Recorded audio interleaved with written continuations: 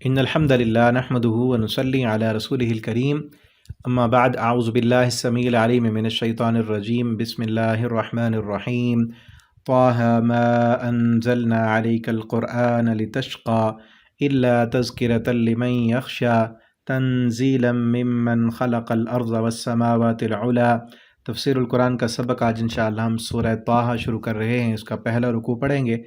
اس سورت کی ان ابتدائی آیتوں میں قرآن کریم کو نازل کرنے کا مقصد کیا ہے، کیوں نازل کیا گیا یہ قرآن، اور کیا تربیت کرتا ہے انسان کی، یہ بیان کیا جا رہا ہے۔ اور اس کے ساتھ ساتھ اسی رکوع سے ہی حضرت موسیٰ علیہ السلام کا واقعہ بڑے ہی یونیک انداز میں اس صورت میں بیان کیا گیا ہے، وہ بھی اسی رکوع سے شروع ہو جائے گا۔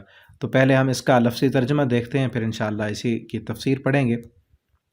طه حروف مقطعات ہیں۔ ما انزلنا نہیں نازل کیا ہم نے علیک آپ پر القرآن یہ قرآن لتشقى تاکہ آپ مشقت میں پڑ جائیں، الا تذکرہ مگر نصیحت ہے، لمن یخشی اس بندے کے لیے جو ڈرتا ہے، تنزیلا نازل کیا ہوا ہے، ممن اس کی طرف سے جو خلق الارض جس نے پیدا کیا زمین کو، والسماوات العلا اور آسمانوں کو بلند، الرحمن وہ رحمان ہے، علی العرش استوى عرش پر استوا قرار پکڑا، اس رحمان نے عرش پر قرار پکڑا، لہو اسی کا ہے، ما فی السماوات جو آسمانوں میں ہے، وما فی الارض اور جو زمین میں ہے، وما بینہما اور جو ان دونوں کے درمیان ہے، وما تحت الثری اور جو نیچے ہے گیلی مٹی کے، یعنی زمین کی تہوں میں جو ہے وہ بھی اسی کا ہے۔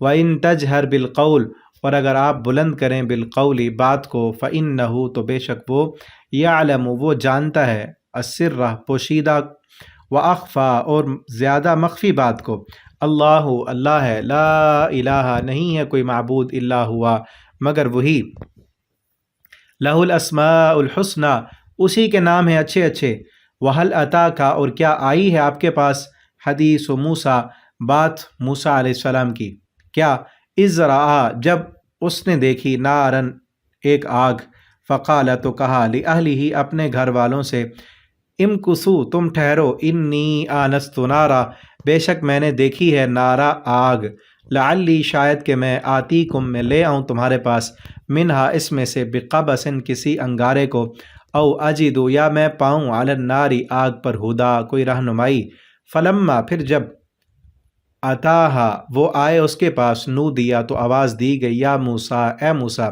انی انا ربک بے شک میں تیرا رب ہوں، فاخلع نعلیک سو تو اتار دے اپنے جوتے، اپنے دونوں جوتوں کو اتار دے، انک بالوادی المقدس طویٰ بے شک تو مقدس وادی میں، طویٰ کی مقدس وادی میں ہے، وَأَنَا اخْتَرْتُكَ اور میں نے چن لیا ہے تجھے، فَاسْتَمِعْ پس تو غور سے سن، لما اس کو جو یوحیٰ وحی کی جاتی ہے، اننی کہ بے شک میں، انا اللہ میں اللہ ہوں، لا الہ کوئی معبود نہیں، الا ہوا الا انا مگر میں، فاعبدنی سو تو میری عبادت کر، واقم الصلاۃ لذکری اور تو قائم کر نماز کو میرے ذکر کے لیے، ان الساعۃ آتیہ بے شک قیامت آنے والی ہے، اکاد قریب ہے کہ میں، اخفیہا چھپاؤں اسے، لتجزا تاکہ بدلہ دیا جائے، کل نفس ہر جان کو، بما تسعی اس کا جو وہ کوشش کرتی ہے، فلا یصدنک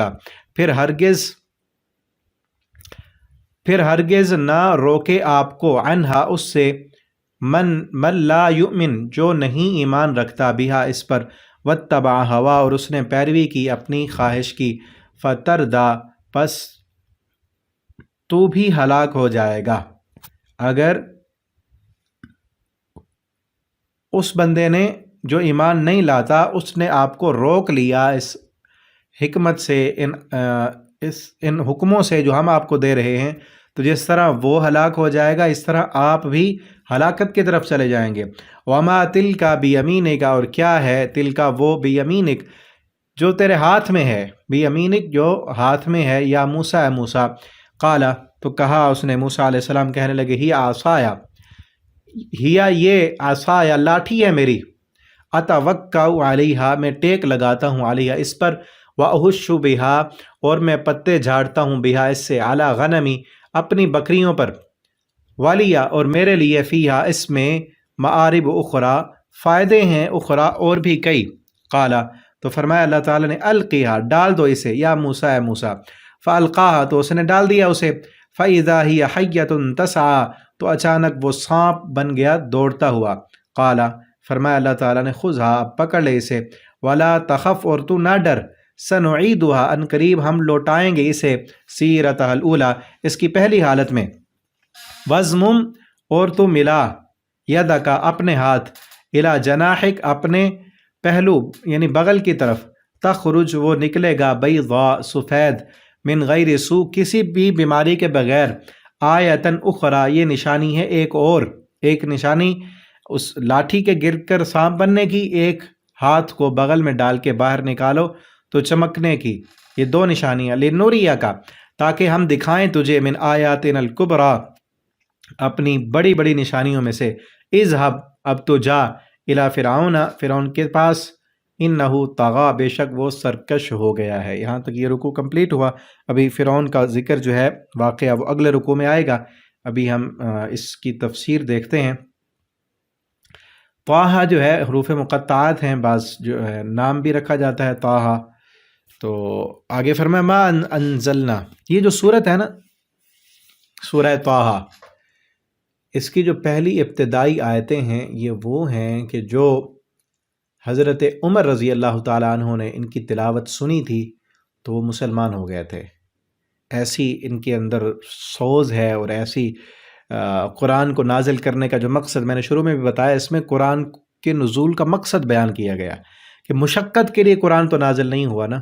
واقعہ آپ نے سنا ہوگا حضرت عمر رضی اللہ تعالیٰ عنہ کے اسلام لانے کا کتنے سخت تھے اور کتنے جو ہے بڑے سردار ہونے کے باوجود دل کے بڑے سخت اور اسلام کے بہت بڑے مخالف. نبی کریم صلی اللہ علیہ وسلم ان کے لیے دعائیں کیا کرتے تھے. آپ صلی اللہ علیہ وسلم کی دعاؤں کا اثر تھا کہ ایک دن نکلے اس ذہن لے کر یہ ذہن لے کر تلوار ہاتھ میں تھامی ہوئی کہ معاذ اللہ نبی کریم صلی اللہ علیہ وسلم کو میں نے قتل کر دینا ہے.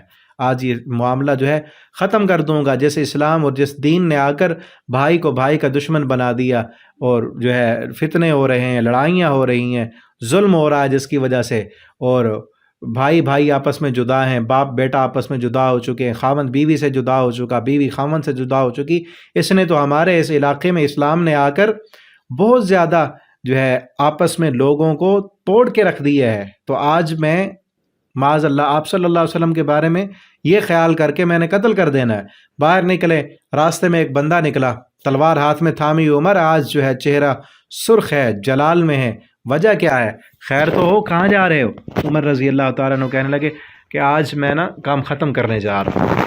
آج ہر روز کوئی نہ کوئی نیا بندہ مسلمان ہو رہا ہے اور فتنہ جو ہے وہ آ رہا ہے. لوگ ایک دوسرے کو مار رہے ہیں, رو رہے ہیں, پیٹ رہے ہیں اور مشکلات ہیں. آج میں نے یہ چیزیں ساری ختم کر دینی ہیں. تو وہ بندہ کہنے لگا عمر ادھر جانے سے پہلے اپنے گھر کی تو خبر لے. عمر نے کہا کیا ہو گیا؟ کہا تیری بہن مسلمان ہو چکی ہے, تیرا بہنوئی بھی اور تیری بہن بھی, دونوں مسلمان ہو گئے. پہلے اپنے گھر کو تو سنبھال, بعد میں آگے پھر جانا. حضرت عمر وہیں سے مڑے اپنی بہن کے گھر گئے. اب جب گھر گئے تو بہن تلاوت کر رہی تھی, باہر پہلے سنتے رہے, یہی آیتیں تھیں قرآن کی.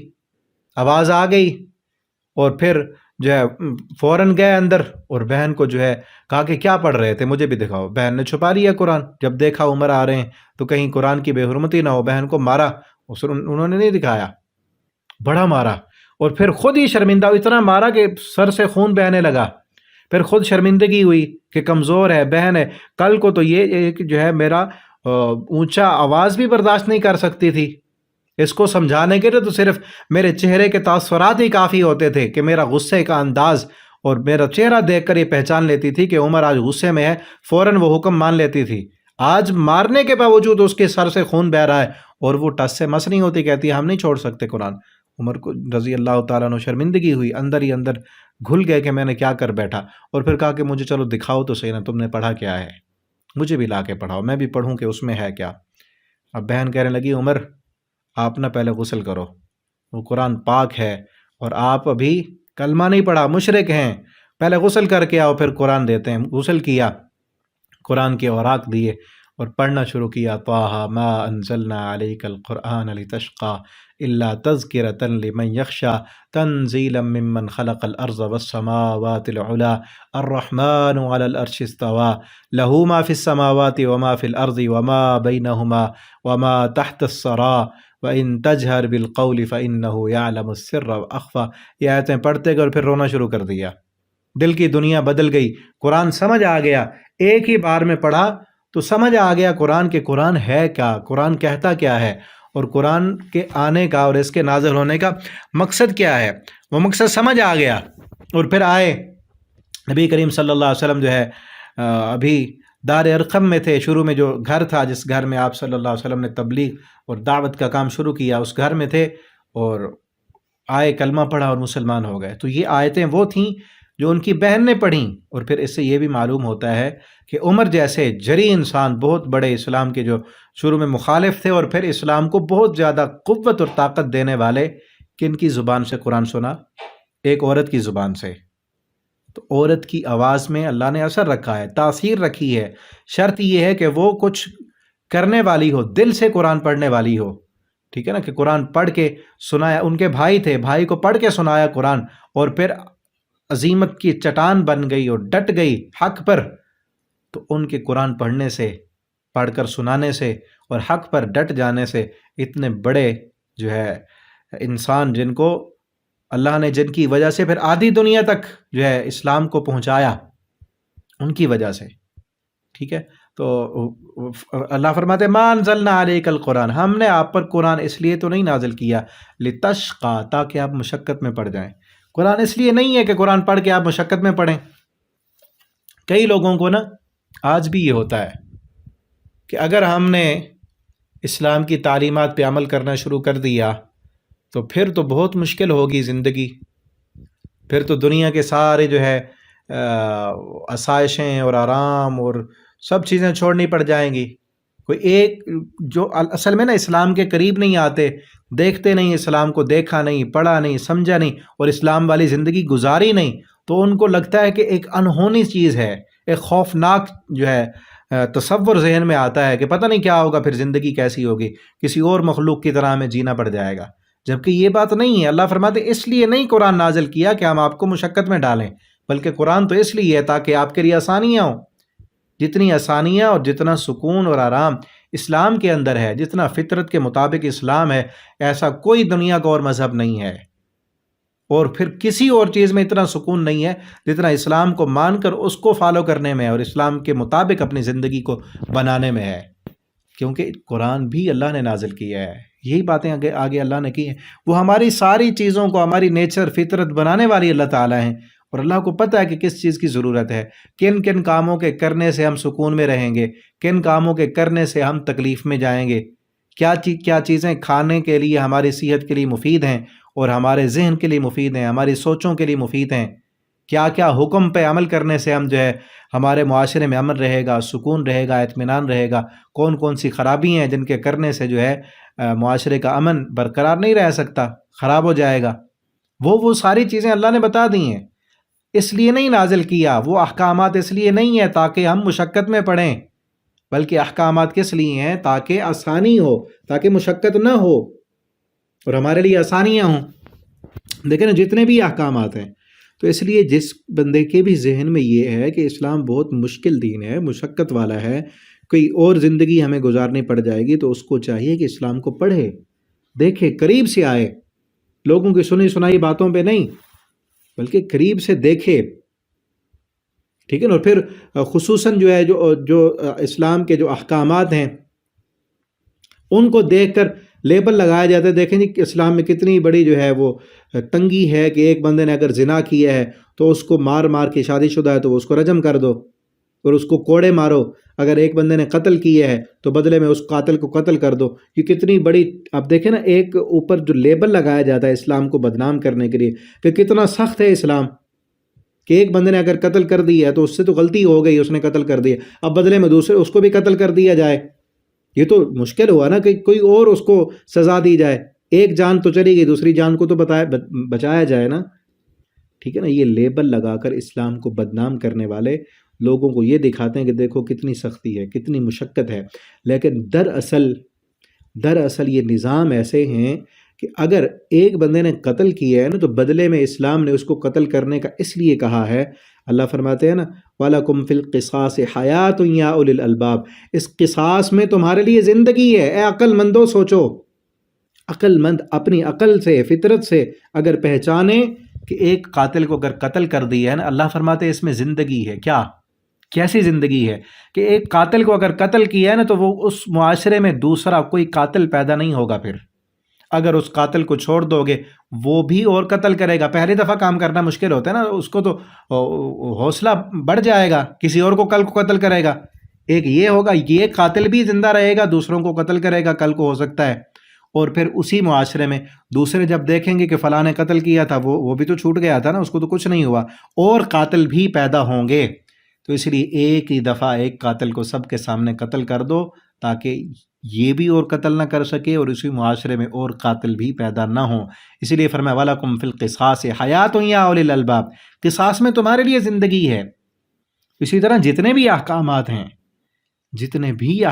ہیں انسان کی عزت کی حفاظت کے لیے ہیں، انسان کے مال کی حفاظت کے لیے ہیں، انسان کی ناموس کی حفاظت کے لیے ہیں، ٹھیک ہے نا، اور اس کے اس کے نظریات کی حفاظت کے لیے ہیں۔ یہ سارے قوانین اس لیے ہیں، اور پھر اسی میں آسانی ہے۔ دیکھیں جن ملکوں میں یہ چیزیں نہیں ہیں، اسلام کے قوانین نہیں ہیں، وہاں پر فتنوں کا شکار ہیں لوگ، پریشانیاں ہیں، عزتیں محفوظ نہیں ہیں، امن نہیں ہے، سکون نہیں ہے، ان کی نسلیں محفوظ نہیں ہیں، خاندان محفوظ نہیں ہیں، ان کو اپنے جو ہے اپنی نسل کا نہیں پتہ۔ کئی ایسے ہیں جن کو اپنے والدین کا نہیں پتہ، کیونکہ نظام نہیں، زنا عام ہے، شراب عام ہے، جھوٹ عام ہے، اور پھر جو ہے چوری ڈکیٹی قتل و غارت عام ہیں، کیونکہ پتہ ہے قاتل کو کوئی قانون نہیں ہے، چھوٹ جاؤں گا میں، ٹھیک ہے نا۔ چاہے دنیاوی نظام کو انہوں نے کنٹرول کرنے کے لیے کچھ قوانین بنائے ہوئے ہیں، یورپ کنٹریز میں، امریکہ میں، کینیڈا میں، دنیاوی سسٹم کو کنٹرول کرنے کے لیے تو نظام بنائے ہیں نا، لیکن اسلامی نظام نہیں ہے، تو اس وجہ سے ان کی نسلیں بگڑ چکی ہیں، ان کے خاندانوں کا ان کو نہیں پتہ۔ کئی لوگوں کو اپنے جو ہے باپ کا نہیں پتہ، نسلیں بگڑ گئیں، پتہ ہی نہیں کہ اصل باپ کون ہے، ایک عورت کے کتنے لوگوں کے ساتھ تعلقات ہیں۔ یہ اتنی سخت سزا اس لیے رکھی تھی کہ نسل خراب نہ ہو، ہر کسی نسل کی حفاظت ہو، عزت کی حفاظت ہو، مال کی حفاظت ہو، نظریات کی حفاظت ہو۔ یہ سارے قوانین اس لیے بنائے ہیں، ٹھیک ہے نا۔ تو یہ مشقت نہیں ہے، آسانی ہے، اور انسان کے فائدے کے لیے ہیں، اور سارے جتنے بھی انسان کی جو ہے اس کی خواہشات ہیں، اس کی ضروریات ہیں، ان کو جائز طرح سے پورا کرنے کے لیے اسلام نے راستے بھی بتائے ہیں، کوئی مشقت والی بات نہیں۔ الا تذکرہ، کیوں نازل کیا؟ یہ نصیحت ہے قرآن، یہ تو نصیحت حاصل کرنے کے لیے ہے۔ کس کے لیے؟ لمن یخشا، جو ڈرتا ہے اس کے لیے نصیحت ہے کہ قیامت کا دن ہے، اس دن تم سے زندگی کا حساب ہوگا۔ یہ قرآن اس لیے نازل کیا ہے تاکہ تمہیں اس دنیا میں آنے کے مقصد کو بتایا جائے، تمہیں پتہ ہو کہ ہم کیوں آئے ہیں اس دنیا میں، جانوروں کی طرح زندگی گزار کے نہ چلے جاؤ، تمہیں نصیحت کرنے کے لیے، سمجھانے کے لیے کہ یہ جو زندگی دی ہے اس میں اختیارات دی ہیں، وسائل اور اسباب اللہ نے دی ہیں، اور مرنے کے بعد اللہ نے دوبارہ زندہ کرنا ہے اور اپنے سامنے کھڑا کر کے تم سے تمہاری اس زندگی کے بارے میں اس نے پوچھنا ہے اور تم سے حساب لینا ہے۔ الا تذکرہ، یہ یاد دہانی کے لیے، یہ نصیحت کے لیے، لمن یخشا، اس کے لیے جو بندہ ڈرتا ہے۔ تنزیلاً، یہ قرآن معاذ اللہ محمد صلی اللہ علیہ وسلم نے اپنی طرف سے نہیں بنایا، یہ نازل کیا ہوا ہے ممن خلق الارض والسماوات العلا، اس کی طرف سے جس نے پیدا کیا زمین کو، والسماوات العلا، اور آسمانوں کو اس نے بلند کیا۔ الرحمن، وہ کون ہے؟ رحمان ہے، وہ بہت زیادہ رحم کرنے والا۔ علی العرش استویٰ، جو عرش پر مستوی ہے۔ اللہ نے اپنی ذات کا تعارف کراتے ہوئے کیا فرمایا کہ اللہ تعالیٰ کہاں ہے؟ یہ قرآن کس کی طرف سے؟ اس رحمان کی طرف سے، جو رحمان کہاں رہتا ہے؟ عرش پر، آسمانوں سے اوپر۔ امام احمد ابن حنبل رحمہ اللہ تعالیٰ سے پوچھا گیا تھا کہ الرحمن علی العرش استویٰ، اللہ تعالیٰ عرش پر مستوی ہیں، اس کا کیا معنی ہے، کیا مطلب ہے؟ تو امام صاحب پہلے سر جھکا لیا، پسینے سے شرابور ہو گئے، اور پھر کہنے لگے الاستواء معلوم، اللہ تعالیٰ اپنے عرش پر مستوی ہیں، یہ ہمیں پتہ ہے، اس کا علم ہے، اللہ نے بتا دیا قرآن میں۔ وَالْكَيْفُ مَجْهُولٌ، اللہ کیسے مستوی ہیں، ٹھیک ہے نا، کیسے اللہ نے قرار پکڑا ہے کہ اللہ تعالیٰ عرش پر بیٹھے ہیں، کھڑے ہیں، لیٹے ہیں، کیا کیفیت ہے، مجہول، اس کیفیت کا ہمیں نہیں پتہ، اللہ نے نہیں بتایا، جیسے اللہ کی شان کے لائق ہے ویسے ہیں۔ وَالسَّوَالُ عَنْهُ بِدْعَةٌ، اور اس کے بارے میں سوال کرنا، پوچھنا، یہ بدعت ہے، کیونکہ ایسا سوال صحابہ نے نہیں کیا، نبی کریم صلی اللہ علیہ وسلم سے نہیں پوچھا، نہ ہی آپ صلی اللہ علیہ وسلم نے بتایا ہے ہمیں۔ جتنا اللہ کی ذات کے بارے میں بتا دیا گیا اسی پر ایمان، ٹھیک ہے۔ اور یاد رکھیں اللہ تعالیٰ اپنی ذات کے اعتبار سے آسمانوں سے اوپر عرش پر مستوی ہیں، اللہ تعالیٰ ہر جگہ پر نہیں ہے۔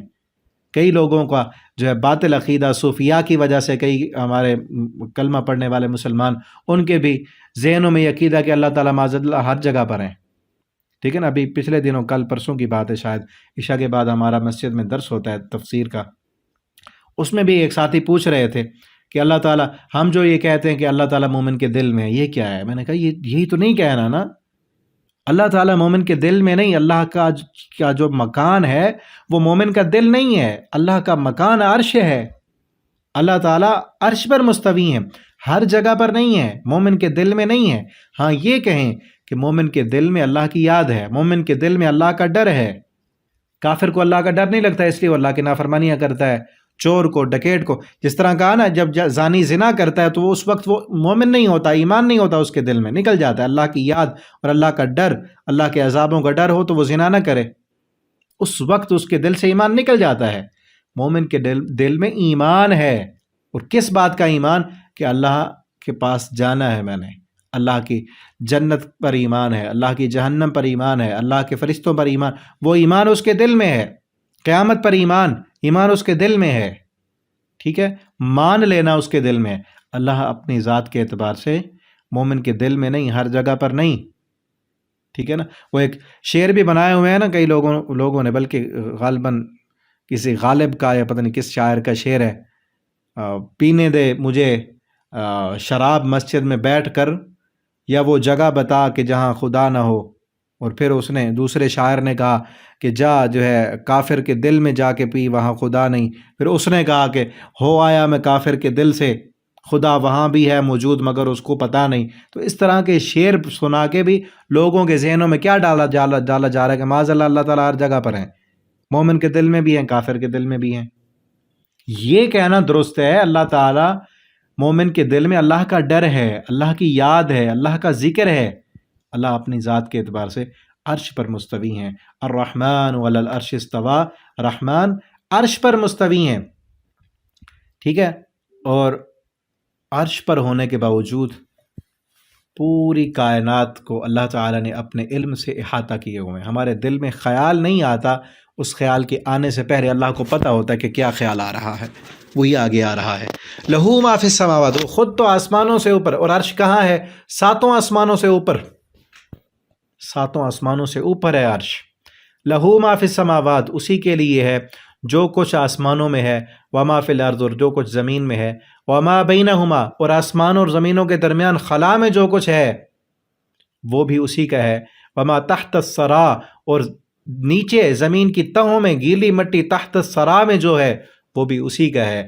وَإِن تَجْهَرْ بِالْقَوْلِ، اور اگر آپ بلند کریں، جہر بالقول، بات کو، اصل ظاہر جار کہتے ہیں ظاہر کرنے کو، چاہے وہ بات ہو، وہ انداز ہو، وہ کوئی بھی چیز ہو جس کو ظاہر کر لیا جائے، وہ تجہر ہے۔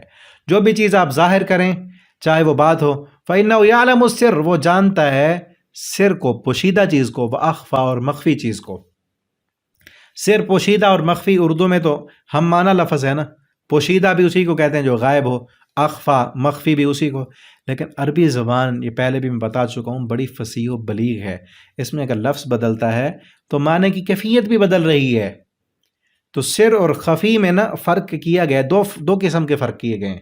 ایک فرق یہ ہے کہ سر وہ ہے، وہ بات، وہ خفیہ بات جو آپ کسی سے کہتے ہیں، آہستہ سے آپ نے کسی کے کان میں کوئی بات کہی، یا خفیہ مجلس کی، آپ نے خفیہ میٹنگ کی، اس میں آپ نے بات کی، وہ خفیہ ہے، بات تو کر دی، اسی کو پتہ ہے جس کو آپ نے کی، ٹھیک ہے۔ جن کو نہیں کی، اونچی آواز میں نہیں کی، جن کو نہیں سنوایا، میڈیا پہ نہیں آئی وہ بات، وہ مخفی ہے۔ خفیہ میٹنگ آپ نے کر لی، ان کے لیے وہ چھپی ہوئی ہے، اس کو کہتے ہیں سر. یعنی آپ نے آہستہ بات کی، چند بندوں کو یا ایک بندے کے کان میں کر دی، باقی مجلس میں یا باقی لوگوں کو اس کا پتہ نہیں لگا، وہ ہے سر. اور اخفا وہ ہے جو آپ نے کسی کو بتائی نہیں، آپ کے اپنے ہی دل میں ہے، آپ کے دل میں ابھی خیال آ رہا ہے، اس کو آپ نے زبان سے ادا ہی نہیں کیا، وہ تو کسی کو بھی نہیں پتا، وہ ہے خفی.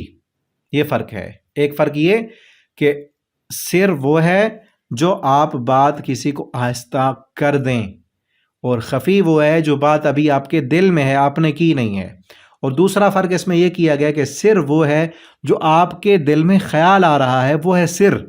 اور اخفا وہ ہے جو ابھی آپ کے دل میں خیال ہی نہیں آیا، آپ خود بھی نہیں جانتے اس خیال کو کہ ایک لمحے بعد کیا خیال آئے گا. ہمیں تو نہیں پتا نا کہ کیا خیال آنے والا ہے، کل کو ہم نے کیا کرنا ہے، ٹھیک ہے نا، پرسوں کیا کرنا ہے. یہ جو غیب کی بات ہے یہ بھی اللہ تعالیٰ جانتے ہیں. میرے دل میں ابھی وہ خیال نہیں آیا، اللہ کو پتہ ہے.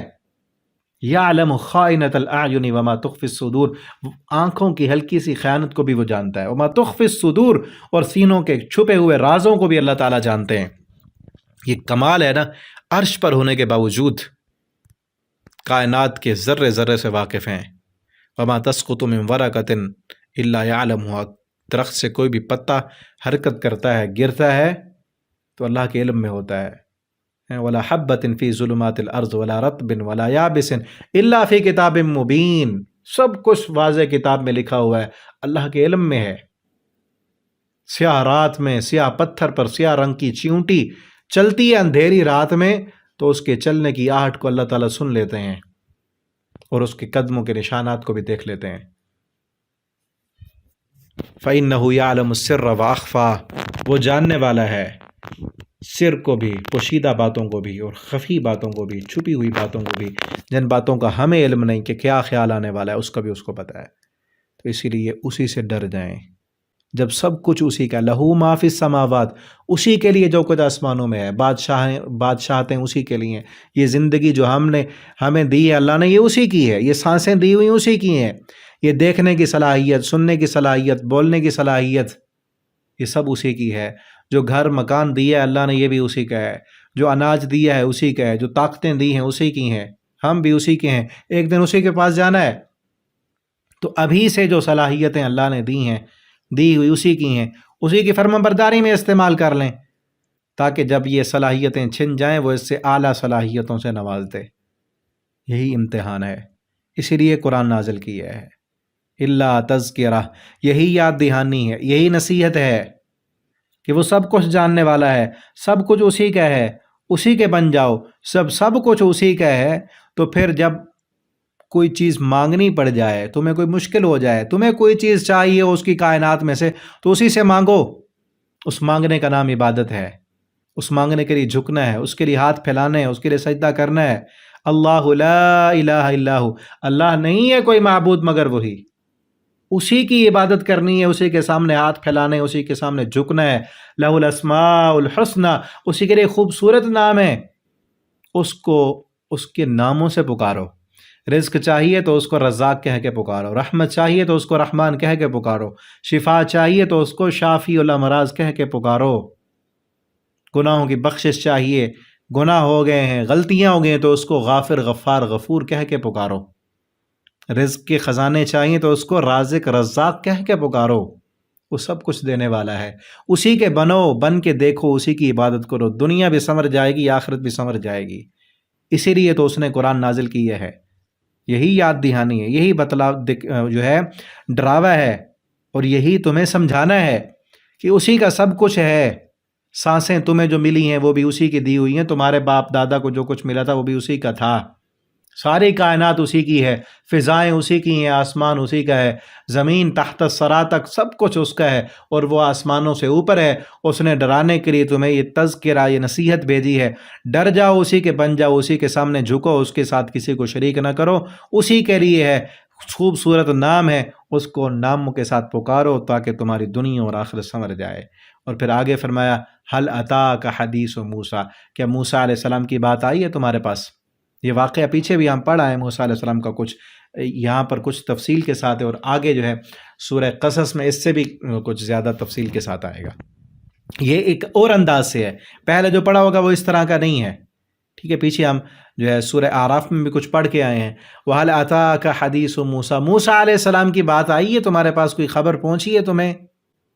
اِذْ رَأَىٰ نَارًا، اس وقت کی بات جب رآ اس نے دیکھی آگ، یا کب دیکھی تھی؟ جب اپنی جو ہے بیوی کو لے کر 8 سال خدمت کرنے کے بعد جو ہے حضرت شعیب علیہ السلام کے پاس واپس جا رہے تھے، مدین سے واپس جب جا رہے تھے تو اس وقت آگ دیکھی، اور اس وقت ان کو نبوت دی گئی۔ راستے میں سردیوں کا موسم تھا، ایک وادی سے گزر رہے تھے تو وہاں سردی بھی لگی ہوئی تھی، آگ دیکھی تو اپنی بیوی سے کہنے لگے تم یہاں رکو، میں آگ لے کے آتا ہوں۔ تو وہاں اللہ تعالیٰ نے وحی کی، نبوت دی اور احکامات دیے کہ جاؤ اب فرعون کے پاس اور ان کو ڈراؤ، اس کا ذکر ہے یہاں پہ۔ اذ رآ نارن، جب انہوں نے دیکھی ایک آگ، فقال، کہنے لگے لأہلہ، اپنے گھر والوں سے، اپنی بیوی سے کہنے لگے۔ اب یہاں اہل گھر بیوی کو کہا جا رہا ہے، بیوی اور بچے ہیں ہی نہیں، تو گھر جو ہوتا ہے وہ بیوی کے ساتھ ہوتا ہے، ٹھیک ہے نا؟ جیسے سورہ احزاب میں آتا ہے نا، لیذھب عنکم الرجس اہل البیت، نبی کریم صلی اللہ علیہ وسلم کی جو ہے اہل بیت کے بارے میں کہ آپ کے اہل بیت کون ہیں، کہ ہم آپ کے اہل بیت کو پاک کر دیں گے۔ تو اہل بیت میں سب سے پہلے بیویاں آتی ہیں، بیٹیاں بیٹے باقی اولاد بعد میں ہے، سب سے پہلے بیوی اہل ہے، بیوی ہے تو گھر ہے، ورنہ ایسے آپ کسی گھر میں رہتے ہیں تو اس کو گھر نہیں کہتے، ہاسٹل کہتے ہیں۔ گھر وہی ہوتا ہے جہاں پہ گھر والی ہوتی ہے۔ تو لأہلہ، تو اس لیے جہاں پہ وہ آیت ہے نا سورہ احزاب میں، آپ کے گھر والوں کو پاک کر دیں، تو سب سے پہلے پیارے پیغمبر صلی اللہ علیہ وسلم کی بیویاں آتی ہیں، ٹھیک ہے نا؟ سیدہ عائشہ صدیقہ رضی اللہ تعالیٰ عنہ، میمونہ حفصہ رضی اللہ تعالیٰ عنہم اجمعین، وہ ساری بیویاں بھی اہل بیت میں ہیں، اور آپ کی بیٹیاں بھی، حضرت فاطمۃ الزہرا، زینب، رقیہ، وہ بھی آپ صلی اللہ علیہ وسلم کا اہل بیت ہیں، ٹھیک ہے؟ اہل اپنی بیوی سے کیا کہنے لگے؟ امکثوا، تم ٹھہرو، امکثوا یہ جمع کا صیغہ ہے، تم ٹھہرو، ادب کے ساتھ کہا ہے اپنی بیوی کو، امکث نہیں کہا، ادب کیا ہے۔ تو یہاں ہمارے ہاں کیا ہوتا ہے، بیویوں کا کتنا ادب کیا جاتا ہے۔ تو یاد رکھیں، جو خود عزت دار ہوتا ہے وہ وہی دوسرے کو عزت دیتا ہے، جو خود عزت والا نہ ہو تو وہ دوسرے کو عزت نہیں دیتا۔ عزت دینے کا مطلب کم ظرفی نہیں، عزت دینے کا مطلب اپنے آپ کو چھوٹا بنانا نہیں۔ اللہ نے پیچھے ہم پڑھا ہے نا، الرجال قوامون علی النساء، اللہ نے مرد کو قوام بنایا، اس کا مطلب یہ نہیں ہے کہ مرد جو ہے وہ بالکل ڈنڈا اٹھا کے پھرتا رہے، اور جیسے ہی گھر میں آئے بچے بھی ڈر جائیں، بیوی بھی ڈر جائے کہ اب آ گئے۔ کئی مردوں نے یہی سمجھا ہوا ہے کہ الرجال قوام کا معنی یہ ہے کہ ہر وقت ڈنڈا سر پہ اٹھا کے رکھنا ہے، یہ مطلب نہیں ہے۔ قوام کا معنی ہے نگران، دیکھ بھال کرنے والا، ضرورتوں کو پورا کرنے والا، نگرانی کرنے والا، ان کے معاملات کو کنٹرول کرنے والا۔ اگر آپس میں اختلاف ہو گیا ہے تو اب کسی کی تو مانی جائے گی نا، تو قوام وہ ہے۔ اور پھر یہ ہے کہ عزت دیں تاکہ عزت ملے، اور خامند بیوی آپس میں ایک دوسرے کو جب عزت دیں گے تو بچے بھی عزت کریں گے۔ اگر خامند اور بیوی آپس میں ایک دوسرے کی عزت نہیں کریں گے، بچوں، خصوصاً بچوں کے سامنے، تو کبھی بچے والدین کی عزت نہیں کریں گے۔ اگر جو ہے بیوی اپنے شوہر کی عزت نہیں کرتی اپنے بچوں کے سامنے، تو بچے کیا عزت کریں گے اپنے باپ کی؟ اور شوہر اگر اپنی بیوی کی عزت نہیں کرتا بچوں کے سامنے، تو بچے اپنی ماں کی کیا عزت کریں گے؟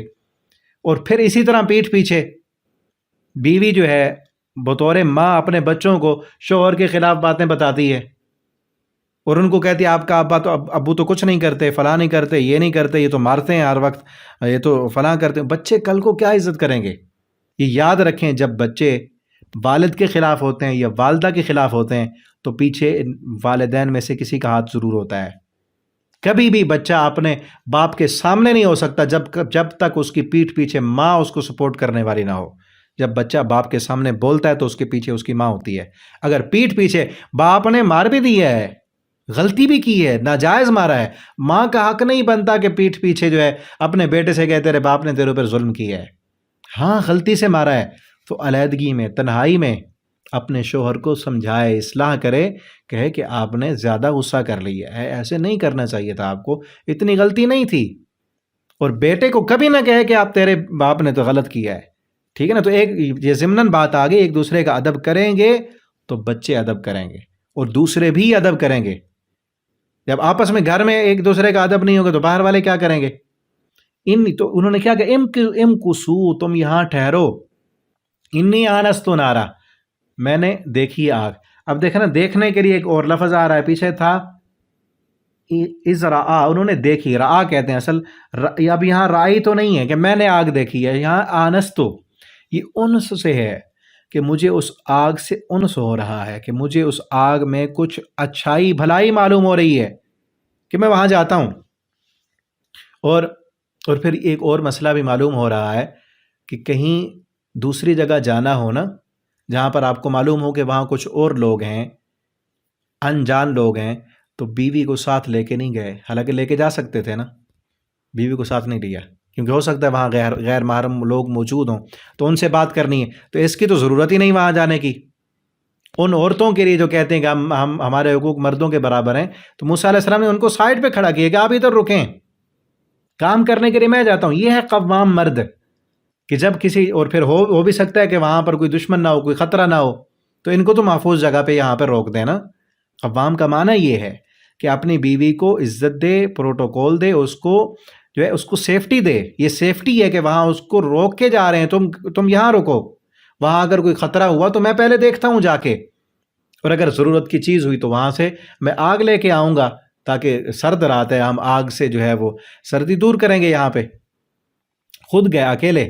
لعلی آتیکم منہا، شاید کہ میں اس سے وہاں سے لے آؤں گا، بقابسن، ایک انگارہ، کسی انگارے کو. قبس اصل انگارے کو نہیں کہتے، اس کا معنی کیا گیا انگارہ، اصل کہتے ہیں اس آگ کا حصہ، آگ کا ایک حصہ. قبس یہ اردو میں بھی استعمال ہوتے، اقتباس. ہم کہتے ہیں نا اس فلاں کتاب سے یہ ایک جو ہے پیراگراف اس سے لیا گیا ہے، اس کو کہتے ہیں اقتباس. فلاں تحریر سے اقتباس لیا گیا ہے، کہ آگ کا کچھ حصہ، چوانتی، ہمارے استاد جی ترجمہ کراتے تھے چوانتی. اس آگ، پہلے دور میں نا آگ جلاتے تھے کسی گھر میں، اور یہ ماچس وغیرہ یہ زیادہ نہیں ہوتی تھیں، بلکہ پتھروں کو پتھر پہ مار کے نا وہ چنگاریاں نکلتی تھیں، اس سے آگ جلاتے تھے. بڑی مشکل ہوتی تھی آگ جلانے میں. تو پھر ایک آگ جلی ہوئی ہے نا، تو وہاں سے ایک لے کر آگ کا ایک شعلہ، وہاں سے دوسری آگ جلا لیتے تھے، اس کو کہتے تھے چوانتی. تو وہ لے کے آؤں میں، تاکہ اس سے یہاں ہم اور لکڑیاں لگا کے نا آگ اپنی جلا لیں. بقابسن، ایک شعلہ لے کے آؤں. او اجدو، یا میں پاؤں، علی النار، اس آگ پر، ہدا، کوئی رہنمائی.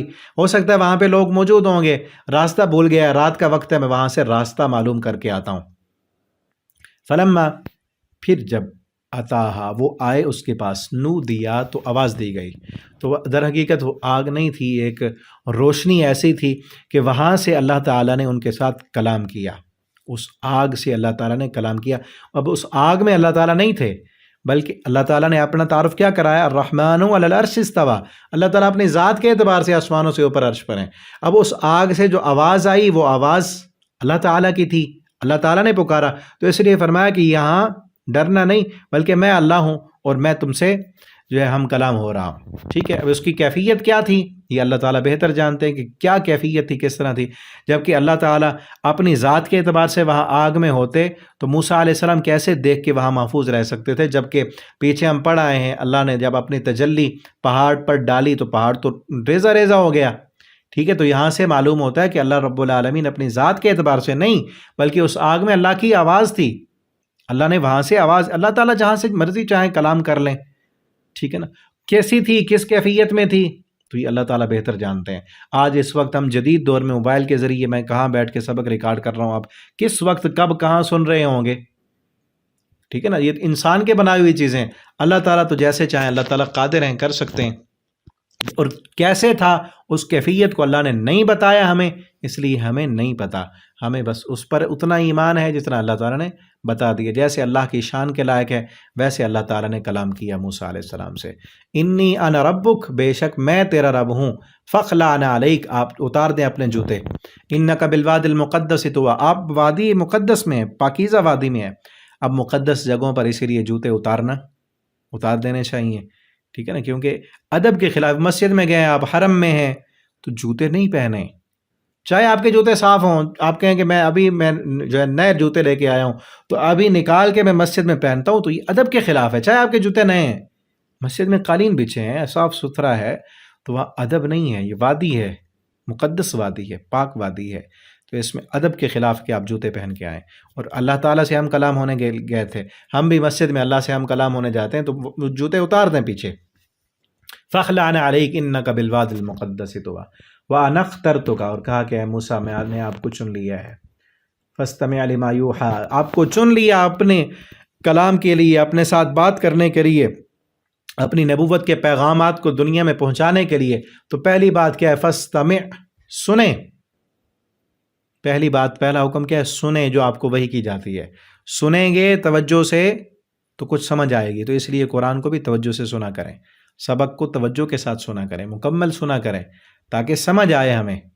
اور پھر کیا کہا؟ اننی انا اللہ، بے شک میں اللہ ہوں، لا الہ الا انا، نہیں ہے کوئی معبود مگر میں، فاعبدنی، بس میری عبادت کرو۔ اور عبادت میں کیا ہے؟ اقم الصلاۃ لذکری، نماز کو میرے ذکر کے لیے قائم کیا کرو۔ اقم، قائم کیا کرو۔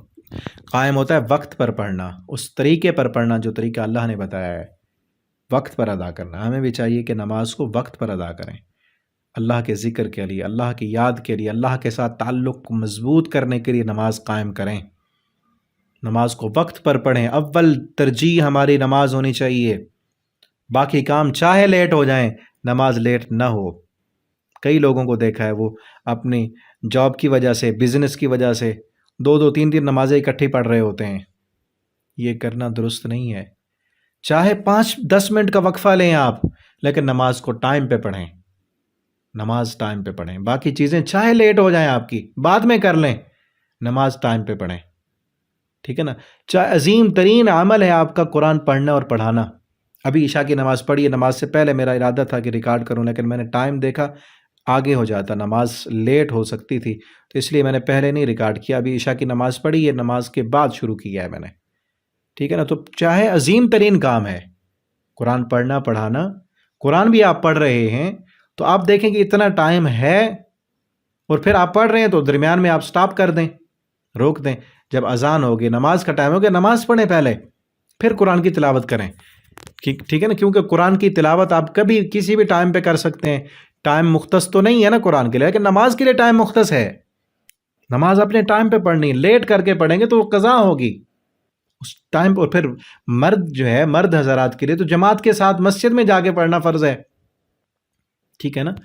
تو اقیم الصلاۃ لذکری، نماز قائم کریں، 5 وقت کی نماز پڑھیں۔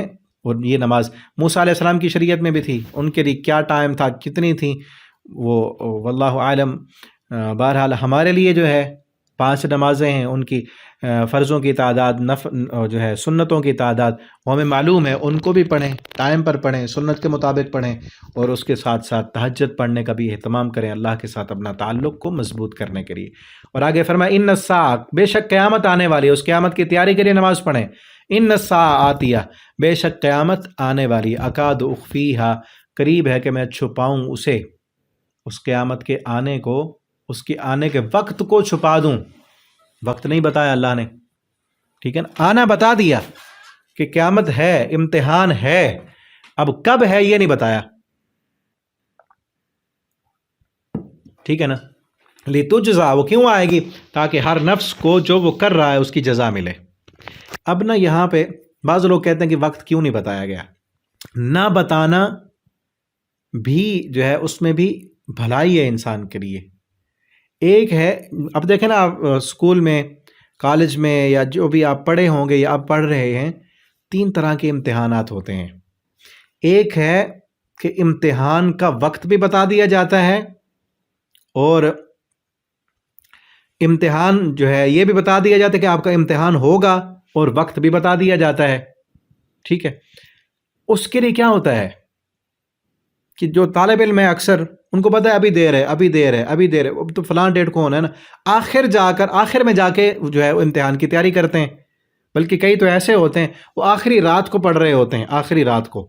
مجھے بھی یاد ہے، ہم نے امتحان دیا تھا، ایک بک تھی ہماری، تو وہ پورا سال بھی نہیں پڑھی ہم نے، چھوٹی تھی، ہم نے کہا اس کا کیا ہے، اس کا کیا ہے، تو کر لیں گے نا۔ عربی گرامر کی کتاب تھی، شعروں پر مشتمل کتاب، بھی چھوٹی سی تھی، اور مجھے یاد آتا ہے کہ آخری رات تھی، صبح کو پیپر دینا تھا، تو آخری رات وہ کتاب پوری ہم نے پڑھ لی اور صبح پیپر دیا، پورا سال کتاب دیکھی بھی نہیں تھی۔ تو یہ انسان کی کیفیت ہے کہ وہ جو ہے نا دیکھتا ہے کہ ابھی تو دیر ہے نا۔ ہم بھی یہی سوچتے رہے کہ وہ نصاب میں چونکہ وہ جامع میں پڑھائی نہیں گئی تھی تو کہ خود پڑھ لینا، اس کا امتحان دے دینا، تو آخری رات جا کے ہم نے وہ کتاب پڑھی۔ تو اسی طرح کئی ہوتے ہیں کہ آخر میں جا کے کریں گے، کر لیں گے۔ تو اس لیے جب یہ ہو، دوسرا امتحان یہ ہوتا ہے کہ یہ بتا دیا جائے امتحان ہوگا اور یہ نہ بتایا جائے کب ہوگا، یہ نہ بتایا جائے کہ کب ہوگا، تو اس کے لیے کیا ہوتا ہے؟ ہر وقت طالب علم تیاری کرتے ہیں کہ کبھی بھی تو ہو سکتا ہے۔ یہ کہا جائے کہ کبھی بھی آپ کو جس دن ہوگا اسی دن ہی بتا دیا جائے گا کہ آج امتحان ہے، آپ ہر وقت تیار رہیں۔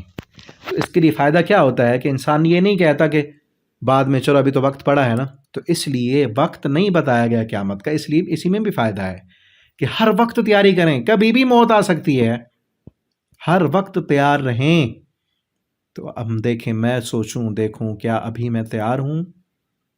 آج رات اگر موت آ جائے کیا تیاری ہے، کتنی تیاری ہے؟ اللہ ہمیں اپنی موت کی تیاری کرنے کی توفیق عطا فرما دیں، اللہ ہمیں اپنے معاملات کو درست کرنے کی توفیق دیں، اللہ ہمیں اپنی عبادت کرنے کی توفیق دیں۔ ہمیں سوچنا چاہیے، دیکھنا چاہیے، ٹھیک ہے نا۔ اور تیسرا یہ ہوتا ہے کہ امتحان جو ہے لیا ہی نہ جائے، ٹھیک ہے نا، نہ لیا جائے تو پھر تو اور خرابی ہوگی، ٹھیک ہے نا۔ تو اسی لیے امتحان یہ بتا دیا گیا کہ امتحان ہوگا تمہارا، ٹھیک ہے۔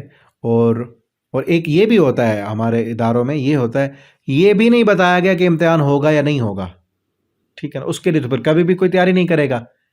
ایک ہے یہ کہہ دینا کہ امتحان ہوگا فلاں ڈیٹ کو ہوگا، اور دوسرا امتحان ہوگا لیکن کبھی بھی ہو سکتا ہے، تیسرا یہ ہے کہ امتحان تو لیا جائے لیکن بتایا نہ جائے کہ کب ہوگا، یہ بھی نہ بتایا جائے کہ آپ کا امتحان ہوگا۔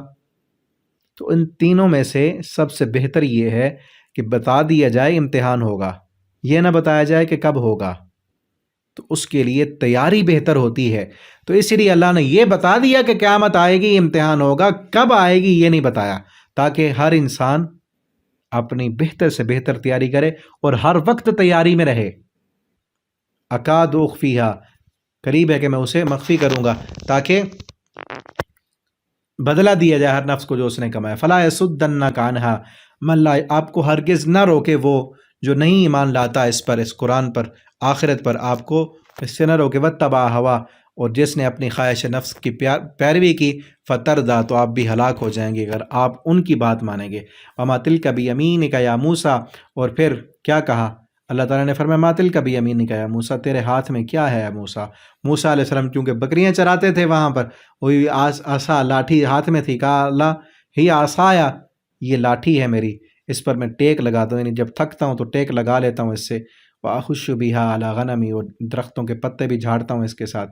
وَلِيَا فِيهَا مَآرِبُ أُخْرَىٰ، اور بھی کئی کام اس سے کرتا ہوں۔ قَالَ أَلْقِهَا يَا موسیٰ، اللہ نے فرمایا القیا، اس کو ڈال دو، اس کو پھینک دو۔ فَأَلْقَىٰ، فوراً پھینک دیا۔ یہ نہیں کہا اللہ کیوں، کس لیے، یہ تو میرے بڑے کام کی چیز ہے، نہیں، اللہ کا حکم، فوراً پھینک دیا۔ جب پھینکا فَإِذَا هِيَ حَيَّةٌ تَسْعَىٰ، تو اچانک وہ حیہ، سانپ بن گیا، تسعیٰ، دوڑتا ہوا۔ اللہ نے فرمایا قَالَ فَخُذْهَا، اس کو پکڑو، وَلَا تَخَفْ، نہ ڈرو، سَنُعِيدُهَا سِيرَةَ الْأُولَىٰ، یہ جس طرح پہلے لاٹھی تھی نا اسی پہلی حالت میں ہم کر دیں گے۔ یہ ایک نشانی تھی، معجزہ تھا اللہ کی طرف سے۔ وَضْمُمْ يَدَكَ، اور فرمایا کہ اپنے ہاتھ کو اپنی بغل میں ڈالو، تخرج بیضاء، اس کو باہر نکالو تو یہ چمکتا ہوا ہوگا، من غیر سوء، ایک چمک ہوتی ہے جس طرح وہ بیماری کی وجہ سے، برس کی بیماری جسے کہتے ہیں کہ ہاتھ سفید ہو جاتے ہیں، ایسے نہیں، بغیر کسی بیماری کے یہ سفید چمکنے لگ جائے گا۔ آیتن اخری، یہ دوسری نشانی ہے، لنریک، تاکہ ہم دکھائیں آپ کو بڑی بڑی نشانیاں۔ اب ان دونوں نشانیوں کو اذهب الی فرعون، لے کر جاؤ فرعون کے پاس، انہ طغی، بے شک وہ سرکش ہو گیا ہے۔ آگے کیسے گئے ان فرعون کے پاس، اور پھر موسیٰ علیہ السلام نے پھر اللہ تعالیٰ سے کیا فرمایا، اکیلے نہیں اللہ میرے بھائی کو بھی میرے ساتھ بھیجو۔ پھر اللہ تعالیٰ نے کیا کیا حکمتیں دیں، کیا حکم دیا کہ فرعون کے پاس جا کر کیا کہنا ہے، وہ انشاءاللہ اگلے رکوع میں ہم پڑھیں گے۔ اللہ تعالیٰ سے دعا ہے اللہ تعالیٰ ہمیں قرآن کو پڑھنے، سمجھنے، اس کے مطابق اپنا عقیدہ عمل بنانے کی توفیق دیں۔ بارک اللہ لی ولکم فی القرآن العظیم ونفعنی وإیاکم فی الآیات والذکر الحکیم، والسلام علیکم ورحمۃ اللہ وبرکاتہ۔